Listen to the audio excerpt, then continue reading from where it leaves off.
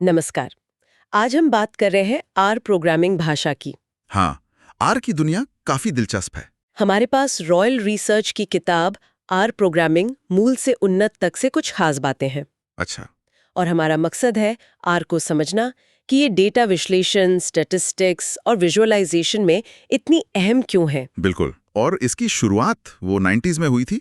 Ross इहाका और Robert gentleman ने बनाया था। हाँ, और ये ओपन सोर्स है और इसका वो CRAN वाला इकोसिस्टम भी तो है। जी हाँ, CRN मतलब comprehensive R archive network. Packages का भंडार है वहाँ। तो शुरू कैसे करते हैं इससे? डाउनलोड वगैरह? बहुत आसान है। CRN की वेबसाइट से आर डाउनलोड करें और फिर एक आईडी जैसे आर स्टूडियो इंस्टॉल कर लें। आर स्टूडियो ये कोडिंग आसान बनाता है। हाँ, काफी।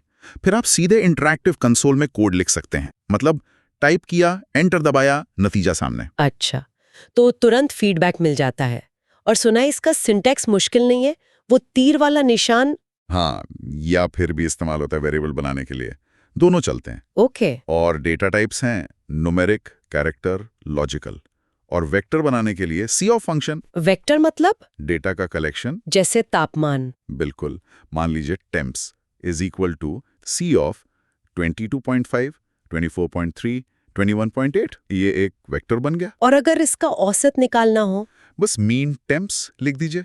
आर में ऐसे बहुत से बने बनाए फंक्शन हैं। अरे वाह। चाहे तो plot temps type equal to L से लाइन चार्ट भी बना सकते हैं। अच्छा, तो बुनियादी चीजें तो आसान है, पर जब डेटा थोड़ा बड़ा होता है, डेटा फ्रेम्स की बात आती है फिर। हाँ, डेटा फ्रेम्स बहुत जरूरी हैं। डेटा डॉट फ्रेम फंक्शन से बनते हैं। ये असल में टेबल जैसे होते हैं। टेबल जैसे मतलब? जी कॉलम्स और रो? जी। कॉलम्स में अलग अलग वेरिएबल जैसे नाम, उम्र, स्कोर, और रो में अलग अलग एंट्रीज। डेटा एनालिसिस का ज्यादातर काम इसी पर होता है। ठीक है। और फिर पैकेजेस, जी। मैंने डीप्लायर और ggplot2 का नाम बहुत सुना है। हाँ, ये तो गेम चेंजर माने जाते हैं। डीप्लायर डेटा को संभालने मतलब फिल्टर करना, कॉलम चुनना, ये सब बहुत आसान कर देता है। और उसका वो पाइप ऑपरेटर %%? हाँ, वो कमाल की चीज है। एक कमांड का आउटपुट सीधा अगले में चला जाता है। कोड पढ़ना बहुत आसान हो जाता है। अच्छा, जैसे? मान लीजिए स्टूडेंट्स का डेटा फ्रेम है, स्टूडेंट्स, और हमें सिर्फ 90 से ऊपर स्कोर वाले चाहिए। तो बस स्टूडेंट्स %% फिल्टर स्कोर 90। अरे वाह, ये तो सही है। और ggplot2 वो ग्राफ के लिए? बिल्कुल। ggplot2 से आप बहुत प्रोफेशनल दिखने वाले ग्राफ बना सकते हैं, परत दर परत। परत दर परत मतलब?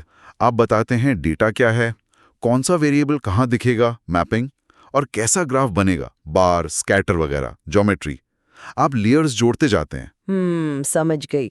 और इसी लेवल पर फिर कस्टम फंक्शन बनाना, मिसिंग डेटा हैंडल करना, ये सब सीखते हैं। हाँ, अपने फंक्शन बनाना ताकि कोड दोबारा यूज हो सके, na.omit से मिसिंग वैल्यू हटाना, ये सब मध्यवर्ती स्किल्स हैं। तो ये सब बड़े डेटा सेट और असल दुनिया के काम के लिए जरूरी है। अब थोड़ा एडवांस लेवल पर चलें, स्टैटिस्टिकल मॉडलिंग। हाँ, आर की जड़ें तो स्टैटिस्टिक्स में ही है, तो लीनियर रिग्रेशन जैसी चीजें करने के लिए बहुत शक्तिशाली है। LM फंक्शन इसके लिए। जैसे अगर देखना हो कि उम्र का स्कोर पर असर है या नहीं? बिल्कुल। आप लिखेंगे model LM score slash age data equal to my data, और फिर समरी मॉडल आपको पूरी कहानी बता देगा। अच्छा, और मशीन लर्निंग वो भी हो जाता है आर में? हाँ, काफी हद तक। उसके लिए पैकेजेस हैं जैसे कैरेट या नया टाइडी मॉडल्स। इनसे आप मॉडल ट्रेन कर सकते हैं, क्लासिफिकेशन, रिग्रेशन। ओके। और क्लस्टरिंग वगैरह? हाँ, के मीन्स फंक्शंस हैं क्लस्टरिंग के लिए। एक और चीज है, शाइनी। सुना है इससे वेब ऐप बनते हैं? हाँ, ये आर की एक बहुत ही यूनिक क्षमता है। शाइनी से आप इंटरैक्टिव वेब ऐप बना सकते हैं।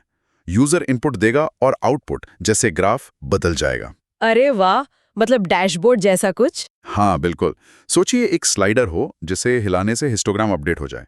डेटा को दूसरों तक पहुंचाने का ये बहुत अच्छा तरीका है। ये तो कमाल है।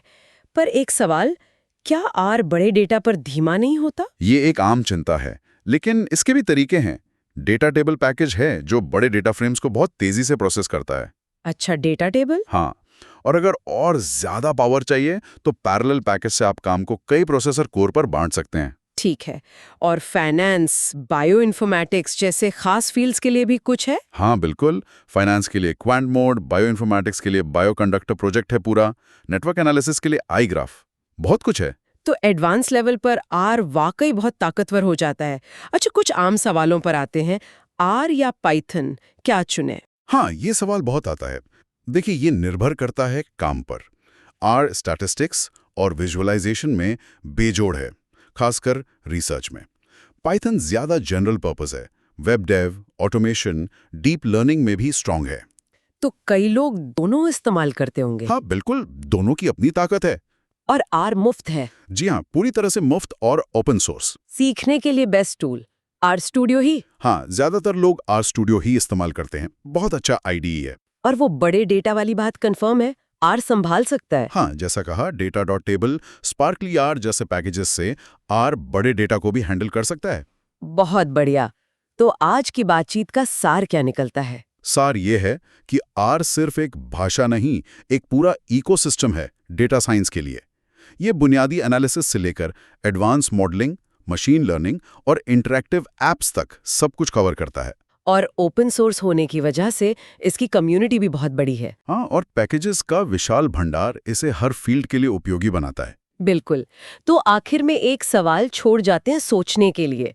आर की शुरुआत स्टैटिस्टिक्स से हुई, पर अब ये मशीन लर्निंग और इंटरैक्टिव विजुअलाइजेशन में भी आगे बढ़ रहा है। जैसे जैसे डेटा का महत्व हर फील्ड में बढ़ रहा है, आपको क्या लगता है भविष्य में आर का रोल कैसे बदलेगा या और कैसे विकसित होगा? हाँ, ये सोचने वाली बात है। इसका भविष्य तो उज्जवल लगता है।